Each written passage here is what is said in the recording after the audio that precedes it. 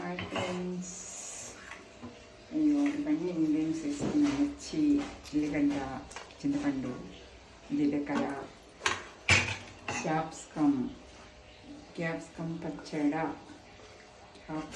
పచ్చడి అన్నీ మగ్గినాక ఒక్కసారి గ్రైండ్ చేసుకోవాలా, చాలా బాగుంటుంది. నేనైతే అన్నిటికీ యూజ్ చేస్తాను. దోశ కానీ, ఇడ్లీ కానీ, రైస్ కానీ చాలా బాగుంటుంది ఇక్కడ. మాకైతే నచ్చింది.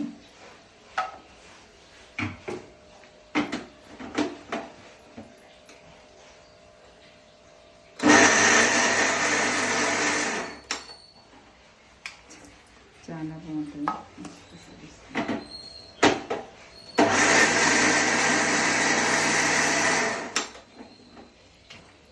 ఇలా చేసుకున్న తర్వాత బౌల్లో తీసుకొని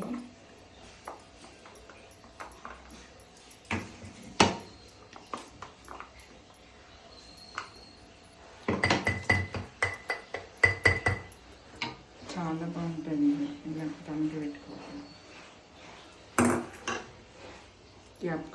క్యాప్సికమ్ పచ్చడి మీరు ఎంతమంది చేసుకుంటారో చేసుకోరు. నేనైతే క్యాప్సికమ్ పచ్చడి చేసుకుంటా. ఇవైతే మొత్తం కలిసి 3 కాయలతో చేసుకున్నా. చాలా బాగుంటుంది. రైస్కి అయితే ఇప్పుడు తింటాను, ఆకలిస్తుంది. చాలా బాగుంటుంది క్యాప్సికమ్ పచ్చడి.